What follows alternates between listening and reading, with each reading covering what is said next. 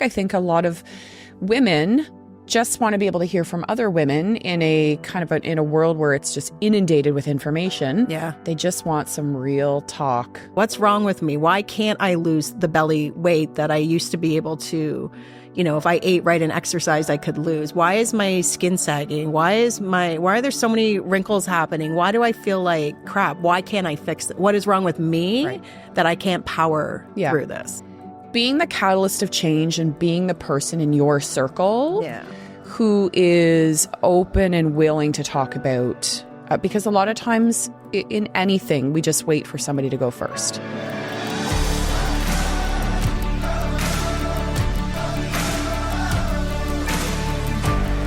Hi, everyone. Thanks for joining us today on a pretty exciting episode where we're going to be talking about hormonal health and menopause. And this is our second episode in our series that Wendy and I are doing on Real Women, Real Talk. And this is where we talk about important issues that women often have sort of, I would say, like dinner time conversations about or don't actually talk about. And so we're bringing those to the podcast. Wine conversations. We have water, though, so. Yeah.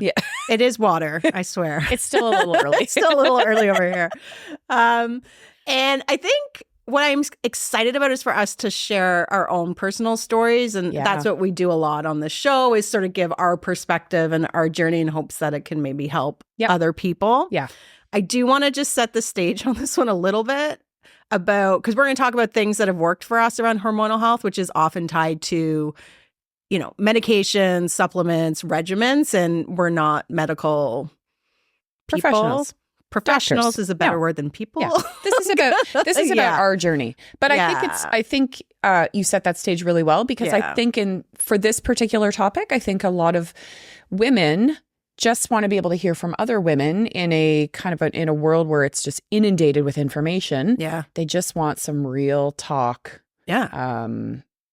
Action. That's like what's worked for you and what hasn't, and learning and trying. So just talk to your doctor before you start anything. That's our disclaimer. That's our full disclaimer. We're now at the disclaimer point in the podcast. It's feeling pretty good. Okay, to get things started, why don't we talk about, because we brainstorm ideas, obviously, before we're going to come on and what we're going to talk about. And so this is a topic, just women's health in general, it's starting to gain traction, but it hasn't always been really comfortable to talk about. So why do we think that is? Yeah, if we think about why this is so hush-hush, and to your point, like why we don't talk about, I think one of the biggest things is embarrassment, and it's often seen as one of the biggest signs of aging. Right. And many of these changes start happening in our 40s and our 50s, sometimes even before that. And we'll talk about that later. Yeah. But that is usually when we're in the prime of our careers, raising families, still finding ourselves along that journey. And then all of a sudden we're hit with, holy shit, now I feel old. Now I'm aging. And it happens so fast, almost like you're blindsided by what the hell is going on. One minute you're fine. The next minute you're sweating your tits off in bed at 2 o'clock in the morning. Well, at least I am. We just changed our duvet last week because I'm like, too. I can't sleep like this. Yeah. Your hormones are wild. You don't know what's wrong. And your belly makes you feel like you're 6 months pregnant. What do you mean? I hear it all the time from women. Yeah. What do you mean? Except you look great. Oh, yeah, right. Notice we're wearing black today. All black. And the table's here. I feel great. Here. But yeah, I think that's probably one of the biggest reasons why it's so taboo. It's embarrassing, and you feel like, well, I'm aging. I don't want to age. I completely agree. And I think for women, there's so much pressure around aging, and in a way where it's, you're supposed to look flawless. You're not supposed to look like you're aging, but like the outside has to always look a certain way. It's like that Barbie movie. Well, it is the Barbie movie. And it's like, the truth is we're aging, and there's things that happen to us physically as we age. Yep. And it's, I think when we're going to talk about this, but the mental component of that is really challenging for a lot of women. Yeah. I think so.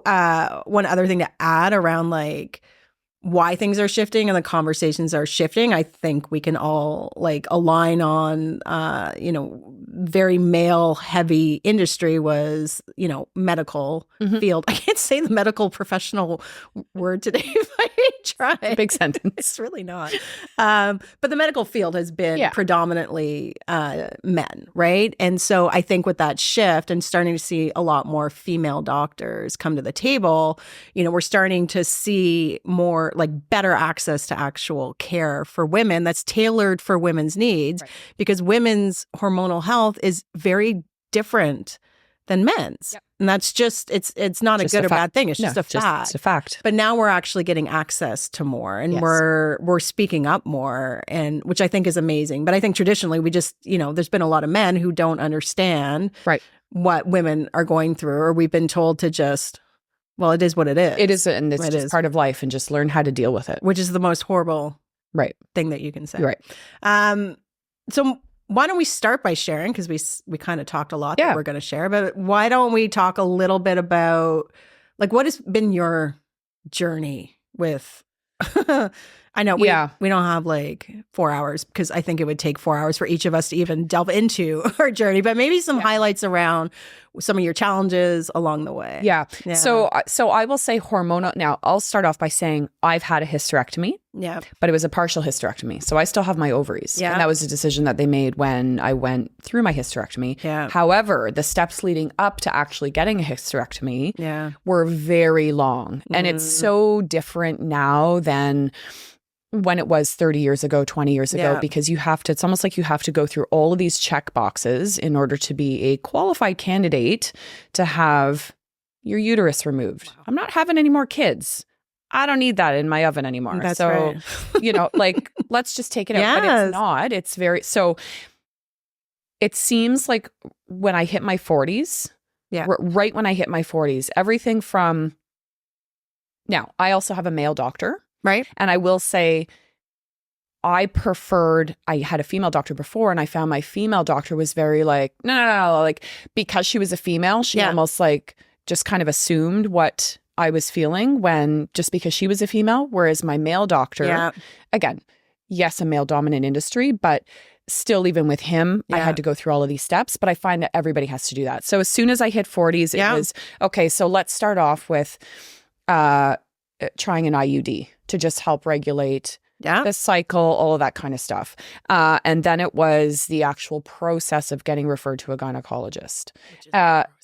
Which is a very long process, and the wait list and all of that kind of stuff. Yeah. And even though an IUD for so many women becomes very helpful, for me, it was awful. And so I'm like one of the very few in a small percentage where the IUD literally took like an hour and a half to get in. They needed 4 doctors to get it in. It was awful. Oof. Yeah. And the table looked like a crime scene when they were done. And then I ended up losing the IUD like 6 months later. So clearly my body wasn't responding to it. So everything from the IUD, then moving into like hemorrhaging, being hospitalized, then finally getting a referral to a gynecologist, which happened to be a fluke. And I won't get into that story, but it just happened to be a fluke from somebody that I knew who happened to see me in the hospital the day I was in the hospital hemorrhaging. That's nice. You're in a waiting room, bleeding everywhere. And so ended up getting that, but then moving through those steps of going through an ablation and then finally hysterectomy. But that was like a 3-year journey. And so all of that, and then those hormonal changes on top of it in terms of the mood swings, the joint pain, the emotional stuff. So quite a process, a process. Okay, that's a lot.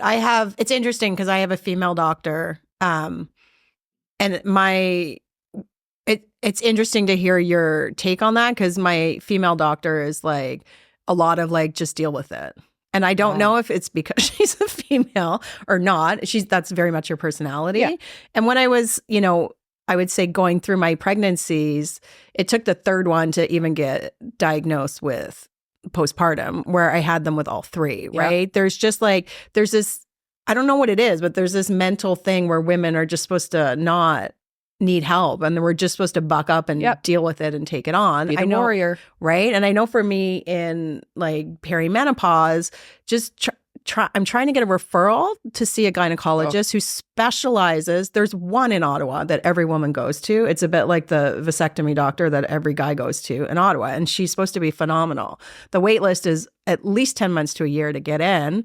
I can't even get a referral from my doctor to get in because for her, she has a checklist that she goes through, right? So go. Do you qualify? Right. Do you qualify for gyne? I don't.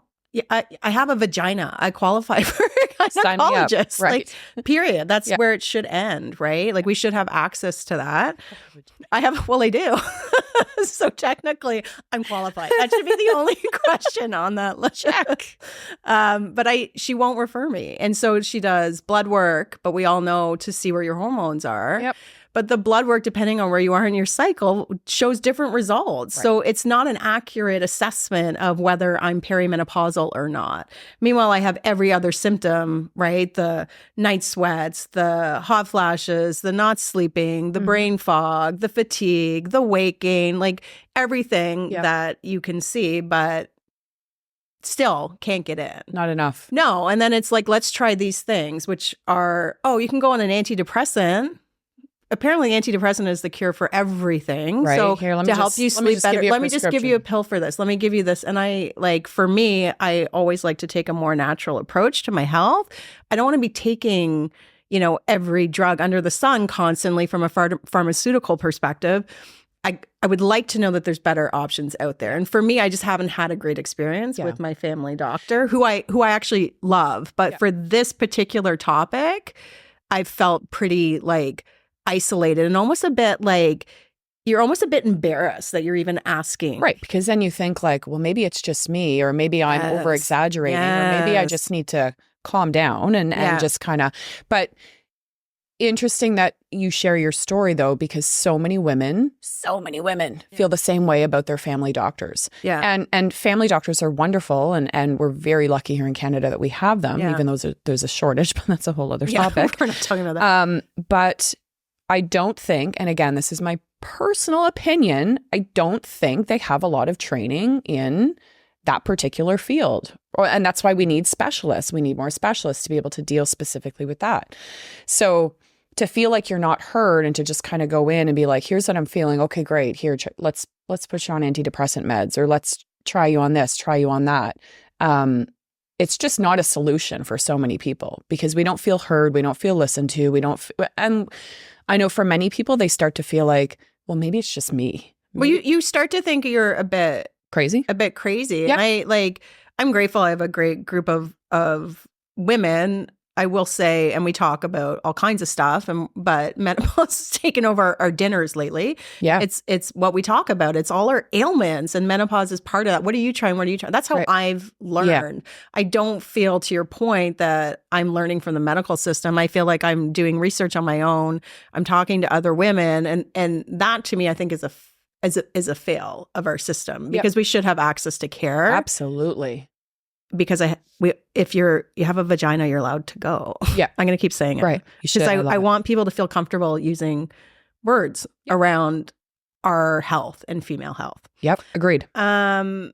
What was one piece of advice or insight that you wish you had maybe gotten earlier, right? In that pre-menopause, menopausal. Let's talk about that specifically. Yeah.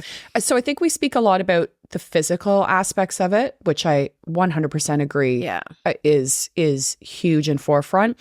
I wish that I knew where to go for support. Yeah. And recognizing that even though we feel we don't get a lot of support from our medical system, knowing what other options were out there for me, even if I had to do all of my own research, especially on the mental aspect of it, when you feel like, okay, I have these physical things, but there's some days mentally where I just can't explain what is wrong or why I feel so different. So we talk about the hot flashes, the weight gain, the, all of the physical stuff that we feel, but then taking a toll on the mental aspect of it as well. Yeah. I mean, and the mental part it's really, what I found really difficult in that journey is just what I used to be able to plow through, right? When I'm sick, I'm like, okay, I got this, and I'm gonna, it's what I do. I hustle through everything. I power through, I buck up, I get on with it. menopause, I have not been able to do that with. The level of, and because it's long, it is not like you don't have menopause for 6 weeks. Like it's years. And so the toll it starts to take is like my mental fog some days. I'm like, holy, like it's exhausting. It is, because I consider myself smart and quick. And there are days where I'm like, wow, like I'm staring at my child and I'm like, I know I need to know your name and I can't access it. Yep. And like, I say that jokingly, but that is what happens where I find myself, it's like I'm pregnant. I'm putting the milk in the cupboard and the cereal in the fridge. Like just very, very like that brain fog. And I just can't fight through it, and the fatigue. So, and that was the other piece. So then what that starts to do over years is that self-worth piece and that anxiety and depression where it's just like, why can't I do this? What's wrong with me? Why can't I lose the belly weight that I used to be able to, if I ate right and exercised, I could lose? Why is my skin sagging? Why are there so many wrinkles happening? Why do I feel like crap? Why can't I fix it? What is wrong with me that I can't power through this? I love that you mentioned self-worth though, because it slowly chips away. It does. And I do feel like more women are talking about it. I feel like we still need to continue doing a good job at talking about it, because I feel like even when you fall into the overperforming high achiever category, which many women do, having that chip away at your self-worth and your self-confidence is one of the worst feelings to go through, because yes, we talk about it, but there's still a lot that don't talk about it. And then in the world of social media, where you see everybody's supposedly has all their shit together, and for me, I can't seem to remember what exit I get off on the highway to come home, and just like sail right by it, and I'm just like, what is wrong with me? Well, and I wish forgetting simple things. Oh, like small things, like when I talk about putting the milk in the cupboard, I'm not as on it. And I think I agree that we're talking about it more. I wish what I had learned earlier was what it was. So like we talked about, I know menopause, like in my 30s, I know what menopause is. I understand it as a concept. I don't actually understand what it means physically or mentally. It reminded me a lot of like before you get pregnant, what people talk about, like what pregnancy feels like and looks like, is not what pregnancy is. Pregnancy is all kinds of other stuff that no one tells you about, especially delivery and recovery and what it could be, and the trauma to your body, the hormonal follow that happens or pre for you, right? Like nobody talks about it. We all talk about, oh, you have a baby and then you're pregnant. I'm like, well, that wasn't my experience, right? And so I wish we almost did that with menopause. Like I wish people would have told me outside of the like, you're going to get hot sweats or what. I wish we talked more about the truth and how long it can potentially last for a lot of women. Yes. I wish I and just how early it starts. Oh my God. None of this like, it starts in your 50. Totally. Well, yeah, it can. But it can also start when you're in your late 30s and in your 40s. Yeah. Like, which I think is a huge myth. And I think there's a lot of myths. And that one in particular, like my doctor said, oh, she went off age when I started feeling perimenopausal, which started for me years ago. And I'm 24. But I was going to say 25. Yeah. I'm glad you corrected that. So I am 48. But when mine started, she's like, oh, it's a bit early. And I'm thinking in my head, for once, can the medical system not all box us into the same thing? Because for some women, it can happen as early as their 30s. It's not as common. Yeah. For some women, it can happen late into their 50s. Not as common, but it does happen. Totally. So you think about that. That's like 25-year spectrum of when women could potentially be starting menopause. Yeah. And everyone thinks, oh, it just happens like at a certain time. Everybody's getting boxed in using a square peg, trying to jam it into a round hole. Yes. Exactly. I think that's a big one. What are some other myths in your experience? So menopause symptoms don't exist. I think we touched a little bit on this. Just, you're having a bad day, you're having an off day. Try to get more sleep. Yeah. Fuck off. I'm sleeping. I'm sleeping a lot. And that's my problem. Like I'm sleeping and I'm still feeling fatigued, or I'm still feeling like, try, eating this or that or whatever. I'm trying to think of an example, but that'll like help your brain foggy. Totally. Yeah, I am. I'm eating all the brain foggy things and things are still foggy. Well, damn vagina. we're gonna keep saying, I'm gonna tell a story now. It's totally Poor not Steve. He's smiling. Yeah. Hey, Steve, you there? Hey, I'm gonna tell a story that Steve might want to not hear. But I think like that's the whole point of us talking about this, because I think it's relevant as we just keep saying vagina and how important it is to keep saying the word. But I was out at a networking event, and it was for women in business. So there's a bunch of women sitting around the table. I can't remember how this topic came up, but we're in like a big coffee. It was a big coffee place, and we started talking about how ridiculous it is that we don't talk about menstruation, and how like men in particular are super uncomfortable. Like if I just walk into a room, I'm like, oh yeah, I'm on my period. Everyone in the room is like, ugh, like even women, right? Like we don't need to know that. Like it's like a dirty topic that we're not supposed to talk about. And this one woman around the table, she's like, yeah, I mean, reality is like there's at least 12 women in this room who are openly bleeding. And we all laugh so hard. And we're like, openly bleeding? She's like, wow, that's what's happening. And I'm like, I never thought about it like that. True. And it's so true. And women just like sit around, and we're like, people are probably uncomfortable thinking they need to change a tampon or a pad. Are they leaking? But they're still engaging in a conversation and putting on this brave face of like, I'm fine, I'm fine, I'm fine. And it got me thinking that if there were 12 men in that room openly bleeding, it would be a very different conversation. Yep. In society, 100%. In the medical community. 100%. But that's what women do. We just put on that brave face. Yeah. But I love that you shared that story, because both of us have daughters. Yeah. And being able to give our daughters the tools and have those open conversations and discussions around everything that we have felt and gone through. Yeah. And that they are now as well.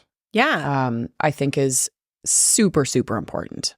And I think normalizing the conversation around, you know, we talk from period all the way to, you know, being in menopause. That's a long time. Yeah. And I think young girls are so embarrassed about their period. And it's because we shame girls, we shame women in maybe not always consciously. And I think I've probably done it too, subconsciously sometimes, right? But it's how do we stop it feeling like such a dirty conversation when it's literally part of 50% of the population's journey. Yeah. Every month. 100%. 100%. And for one of my daughters who deals with horrible periods every month with, you know, to the point where she can't go to school sometimes, horrible cramping, flow so heavy that, you know, almost to the point where she's like, what's wrong with me? Yeah. And putting that spin on, there's nothing wrong with you.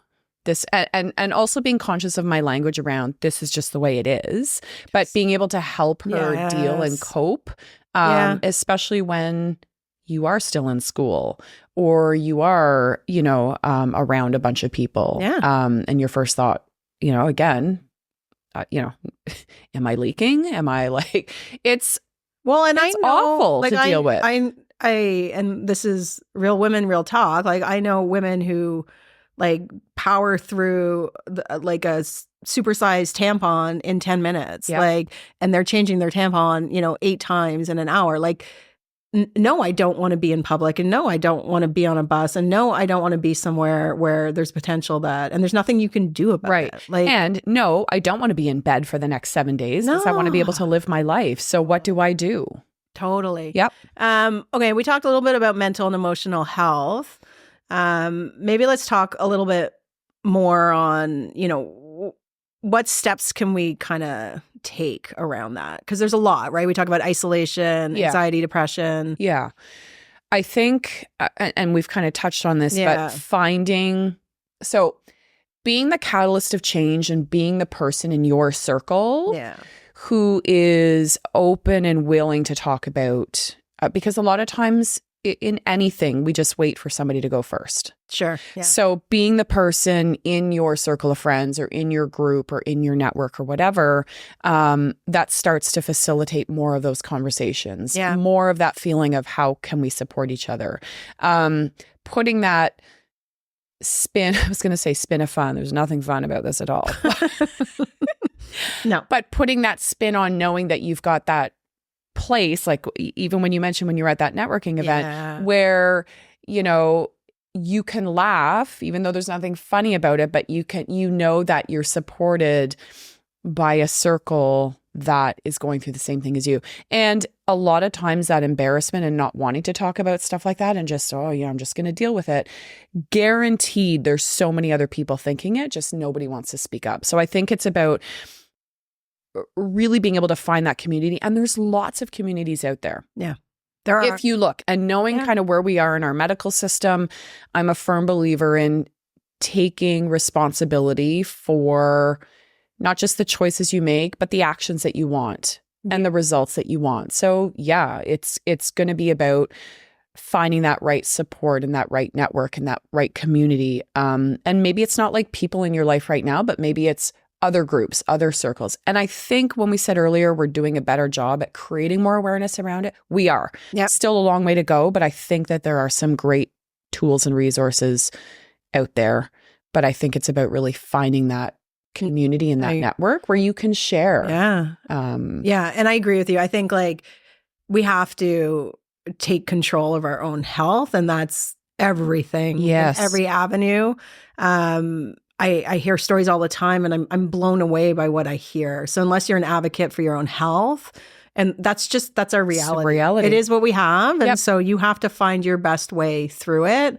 But you can't blindly just trust everything your doctor tells you either. Like I do believe there's do your research, find what works for you. We're not all the same. What works for you might not work for me, right? Which might work for someone else. So it's figuring out what works. Yeah. So being comfortable with that too. Well, yeah, be told like there's no shame in asking your doctor for what you want. I think like we have a bit of a mindset around going in that they know everything, and they don't know everything. They know what they know really well, and that's great, and we need that. Right. But if you are doing a lot of research on your own on hormonal health, you might have an idea that you want to try something, and your doctor might never have heard of it, and they actually can't tell you to take it because that's irresponsible of them. Right. So it's finding what works for you. Yeah. Okay. So what works for you?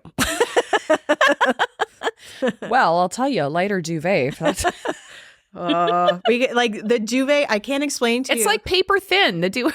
Just woke up this morning. I was like, the duvet's like this thin because I'm too hot with anything else. I'll give you a tip. I got one. It's like a hot cold one, so it actually helps regulate because I would be like I would be drenched from head to toe. Like there's nothing good happening.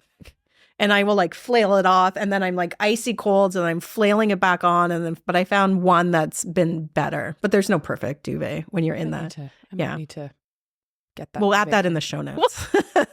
The great duvet. The hot flash. The great duvet. The hot flash duvet. But it matters. Okay. So what's working for me? So I will say a lot of this is trial and error. Yeah. Now, funny enough, a lot of people will think because I was very open about my hysterectomy journey, because I wanted to bring awareness to kind of everything that happened and led up before that, and just how I had to advocate to, and not that I was like, this is what I need, give it to me. Like, I'm not an expert either. And so of course I trust my doctor, but also my gynecologist as they kind of went through, and let's be real, having a hysterectomy is major surgery. Major surgery. However, so I've been very open about sharing that, but I still experience all of the menopausal symptoms because I still have my ovaries. It wasn't a one-shot deal, just take out all the equipment. Like that's what they decided to keep in because she didn't want to throw me into menopause right away. Yep. Thanks. Yeah, I have friends in that same boat, by the way. Yeah. But I will say, so a few tips. So, and I love that you said, and I'll preface it again, it's not a one size fits all. It really is about trial and error, giving your body time to adjust to new changes that you're making, new things that you're incorporating. So for me, really increasing my protein has helped. And more plant-based foods. Yeah. So it doesn't mean I'm following a completely plant-based diet, but I am being more intentional with adding in more plant-based foods into my day-to-day. That's awesome. Part of that requires planning. Part of that requires trying new things. Yeah. So I have found that has helped. It's not perfect, but it's helped. I'm just going to put it out there. I sleep naked now. Yeah. Naked sleeping because I'm too fucking hot. I like, it's not an overshare. I sleep naked. I have to. Yes, we're the naked sleepers. It's a thing. But It is a thing. It helps because what happens is when you have a just to explain it, for the women who have them, you know what this is like. But when you are in pajamas or a t-shirt or whatever, and you literally soak through it, and then it's cold and it's wet and it doesn't dry, and then you toss and turn all night, and you're in this it's a horrible experience. It is horrible. And then you wonder why you're tired when you wake up. Well, that's it. You haven't slept. Yeah. So sleep naked. I don't want to sleep naked. Yeah, you do. Once you sleep naked, you're never going to go back. You're never going back. Exactly. Limiting my caffeine. So I'm not a coffee drinker, but I'm a tea drinker. Yeah. And I love my tea. And I can easily go through like 4 or 5 teas a day. Yeah. I've had to be really intentional with limiting my caffeine. Interesting. Okay. So 1 or 2 max, but I absolutely notice if I have more than that, I do notice the physical effects. Interesting. If I'm consuming too much. Yeah. I also deal with a lot of inflammation. So funny enough, so joint pain and eyesight for me, and these are probably 2 things that people don't think about with menopause. Again, not a doctor, sharing my own experiences. Joint pain and inflammation, as well as inflammation and visceral fat in the stomach area, has been very predominant over the past several years. Yeah. So finding more natural ways to kind of help with that. So I do regular cellular cleansing once a week or once every 2 weeks to help with that inflammation, to reduce that inflammation and the acidity in the body. Even if you're not eating, even if you're eating really well, your body will still naturally become inflamed. It's just part of the environment that we live in. Right. Yes, your liver cleanses itself, but it doesn't cleanse itself the way it did 20, 30 years ago. Totally. You got so much other stuff in the environment. So I do that. I find it helps with joints. Again, not perfect, but doing it regularly has helped, as well as visceral fat. Yeah. And then for my joints as well, also increasing my collagen. Same. So type 2 collagen, which is for your joints, your ligaments. So I find that I've dealt with a lot of knee pain, just very creaky bones, just feeling like, and it almost didn't feel like it was gradual. It almost felt like one morning I just woke up and was like, holy shit, like I'm aching everywhere. What the hell's wrong with me? I'm only, this was a couple of years ago. Yeah. And I'm like, now I'm like, it's almost 47. And I'm like, wow. Your hormones levels completely shift. So yes. That makes sense. Yeah. Vitamins, I mean, you can do tons of research on vitamins, but B vitamins for me, so B6, I find that helps with the serotonin boost. Yeah, the stress. Sure. Yeah. And then vitamin D. I've been really intentional. And vitamin D is new for me. I probably started it about 6 months ago, but just being able to help with that D boost, because as we get older, many of us have a D deficiency. Yeah. I have one girlfriend who has a massive D deficiency and she gets shots done. And because it's so low. Okay, those are all great. Yeah. I do just a few of them, I guess. Yeah, I do some similar. So vitamin D for sure. Yeah. I do B12 because I track with low B12. I do vitamin C. I'm not a big fruit. I don't get a lot of vitamin C in my diet. So that's why I take that. And then I take hyaluronic acid, which is just like it's oral. So it does help with like your skin. Yes. And my collagen I take as well daily for also for skin, but for joints. So, and I've noticed a huge difference with the collagen. It takes a while. Like it took me over 3 months. That's how long it took me. And then I notice if I don't take it, I notice it. So for me, that was a game changer. Well, and your body stops producing collagen. Yeah. Typically after you're 30. And I love that you mentioned that it does take time, because with any of these, right? It's not, I take it for a week, I don't feel any different. It absolutely does take time. Yeah, there's no quick fixes. I also take magnesium at night. So magnesium for me has been a game changer for sleep and night sweats. So I, without fault, will take my magnesium. If I don't take it for a couple of nights, I really notice a big difference. So for me, it keeps me asleep longer. I'm not waking up as much. Still waking up. Yeah. But my hot sweats at night have decreased immensely with magnesium. And there's different types of magnesium. So do your research and make sure you get the right one, just for anyone out there. Yeah.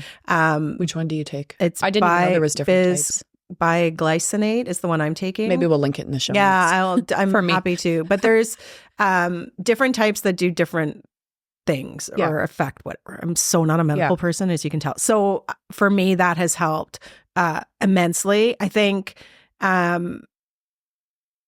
I take another supplement too. I can't remember what it's called. I can link it, which is for menopause, which just helps kind of like, has really helped stabilize. It helps with mood. It helps with just overall feeling better. Like, I don't know how else to say that. Yeah. And the other thing I've worked really hard on is just trying mentally to not hate on myself and my body so much. And that's been the hardest part. And the self-love piece is always the hardest one. It's like, and we just did an episode, I think, where we talked about this, like looking at yourself in the mirror naked and appreciating your body for what it's given you, right?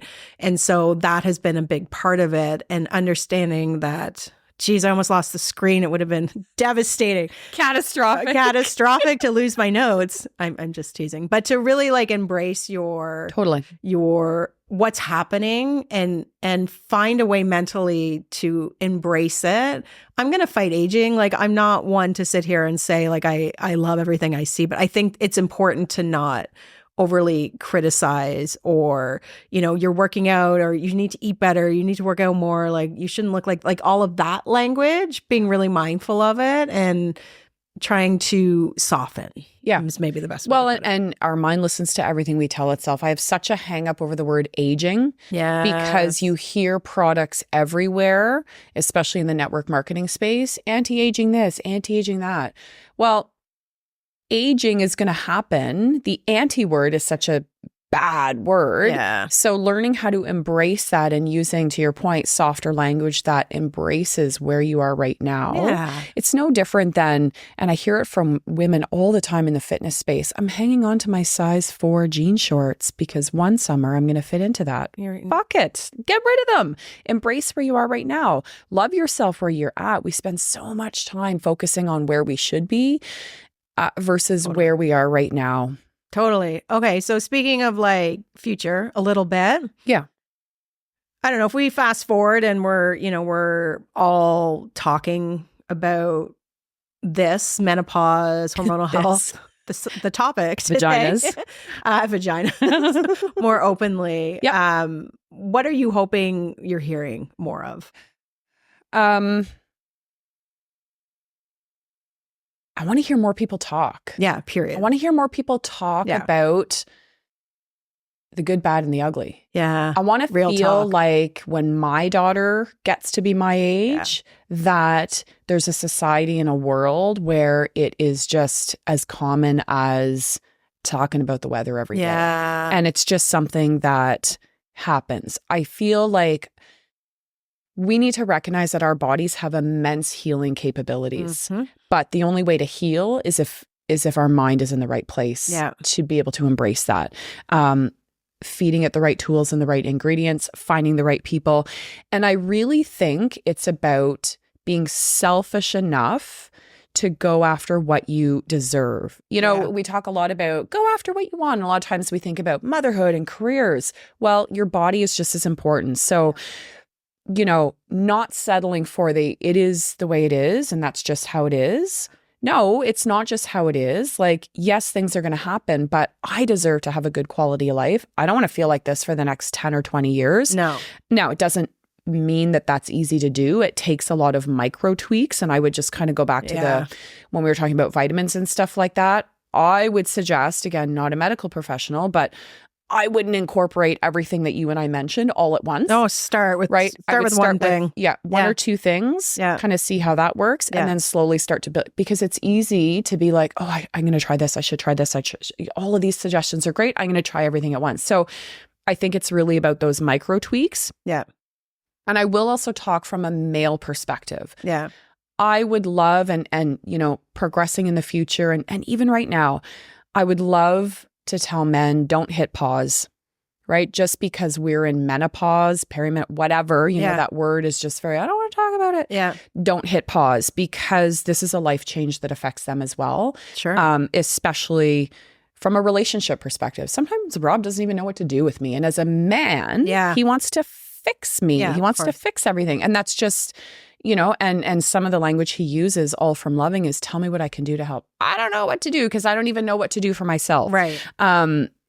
and he wants to fix me because he loves me, but I get frustrated because I complain about how I'm feeling, but I sometimes don't know how to fix myself. So, I think anxiety and mood, but also being really vulnerable and having those conversations. And it's okay to be like, I don't know what I need right now, but you know what? Just having you listen to me is often. And love my vagina.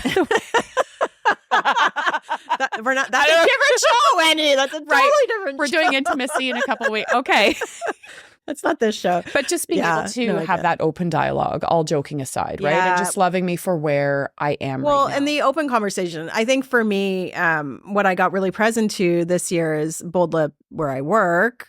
4 days out of the week, it's all women, and so what's been an amazing experience is to someone called in sick. Oh, are they okay? And she got her period today, and she's like, she's really cramping and not feeling well. And we're all like, oh, that's horrible. I hope she feels better. And I remember just being like, whoa, like, where am I? What an amazing, right? How many times have women felt like it's not a good enough reason to not go to work? And I remember being like bellowed over in so much pain. I haven't slept. I have back pain. I have cramps. My migraine is off the charts. You just feel horrible. Yet that's not a reason to not go into work, and it's not supported. So I think for me in the future, I just love to have a space where women are allowed to say, I'm not feeling well today. And if someone asks, they're allowed to say, I have my period and I'm just really crampy. And to have no one in that room have a reaction of, or, well, it's not a good enough reason. Right. You should. Right. And so for me, coming from an HR space, you still would drive me crazy when you only have so many sick days. You only have so many sick days you can use. Well, it's not up to you to determine. Now, of course, I'm speaking to the norm. There's always going to be people abusing it, but I'm just speaking from a female perspective where we should feel comfortable being able to say, hey, not feeling well. If you're a good employee, that they're going to make up the time. Like, it's not the end of the world. Right. And also being able to support our daughters. If they're not feeling well and they can't come to school, and my kid is lying with her legs up against the wall like I used to when I was 14 years old because you feel like there's knives in your stomach. Totally. I need to explain to your teacher. You should need to explain to your teacher, or justify why you're not feeling well. As long as you're responsible and you're doing your work, your homework or whatever. Totally agree. The guilt factor is huge. And that's why so many people just, I guess I'll just go in. And just a bleed reminder through my that meeting. It happens every month for women. So it can last days. For some women, it's a week-long thing. So imagine, 7 days out of a month, that's how you're feeling. Yep. Or sometimes twice a month. Well, right, depending. And early on, it's all over the map. So it's I think if we could just get to a place where it's more normalized, I would love that. I love that about Bold Lip. Yeah, for you guys. So that's what a way to just be able to set the environment for other businesses. Yeah, and it's a non-conversation point. It just is what it is. Okay, before we wrap up, what are some resources? I know for me, I just want to share with sort of what's worked for us. For me, Dr. Jen Gunter is like phenomenal. I knew of her, knew some of her books, and then my girlfriend, flipped us a bunch of things, and now our chat is all about menopause again. However, we're sharing resources, and this was one. And so Dr. Jen Gunter, we'll put in the show notes, but follow her on Instagram because she's amazing. So she's just all about having open conversations about women's health and specifically. So she just released her latest book called Blood, which is it's all around menstruation. She has a book on menopause as well. And she has another third book, all just about empowering to have those conversations, and for men too, right? So to stop talking about it like it's not happening to 50% of the population. Right? I love that. Yeah. So there's 3 books. The other book, Vagina Bible. Oh, look at that. On our topics. Word of the day. So I would, bar none, that would be my number one for menopause and just even like menstruation. Yeah. I know there's a couple of Facebook groups that I'm in, and one of them that I really like is called Menopausing So Hard. And it's a great resource. I love the group because they don't deal with a lot of drama or all that kind of stuff, but it's just really about women coming together and having that collective, collaborative space to share. Oh, and so we'll stick that one in the show and notes women as well. crave community too. Yes. Okay, we're wrapping up here. What's like one thing you want to leave our listeners today? So I would say, as when we talked about aging and we talked about just the feeling of that, don't let age change you. I think that's such a great message. Change the way you age. Be emotionally demanding with your standards, your expectations on what you so deserve and the quality of life that you so want. That could be treatment, that could be education, that could be the support that you deserve, whatever it is that feels like you are getting what you need, and everybody's different. And if it doesn't make sense and if you're not getting answers, ask. Yeah. Right? I tell my kids this all the time. If you don't understand something, don't just be like, okay. No, ask, right? Seek to be able to educate yourself, but seek to be able to get what you deserve. Find your tribe, your supporting circle, like what we talked about, because in my opinion, especially in this type of conversation or topic, a rising tide lifts all boats. Oh, I love that.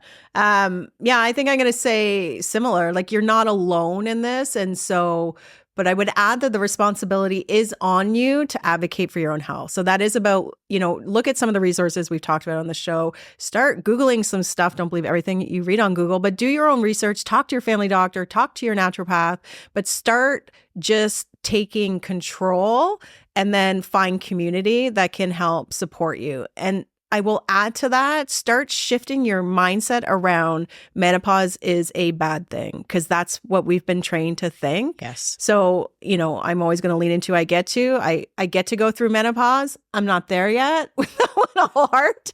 But when you start to actually transform that thought process and find some of the positives in it so you can reframe your thinking, because that mental health space we also have to take care of. I absolutely love that. Yeah.